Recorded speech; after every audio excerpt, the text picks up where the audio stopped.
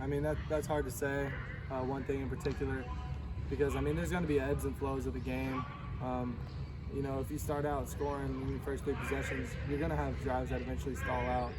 But just because that's how the game goes, it's hard to play a perfect game, especially as an offensive player. But just turnovers, that's the main thing. Like, if we had just punted that ball in that situation going into the second half instead of turning it over, then, you know, things might have been different. And then as far as the Houston game, I mean, there were just some crazy plays made. Non-onside kick, special teams. I wouldn't say anything offensively or defensively in particular. Just some crazy plays.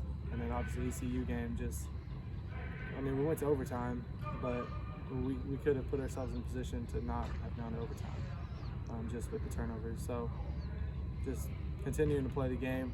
We started good in the second half too, our first drive against ECU, but fourth quarter they had the ball in the majority of the quarter, so it just closed the game, like I said.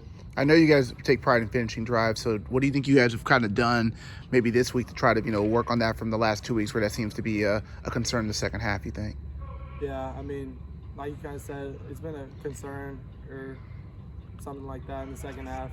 But I mean, we've been finishing drives pretty well, putting points on the board at a pretty consistent rate. But like you just said, just further down to the fourth quarter of the game, just little things, missed blocks by the receivers, you know, backing ourselves up. You know, I took a sack against ECU, one of the drives that we ended up just getting a field goal.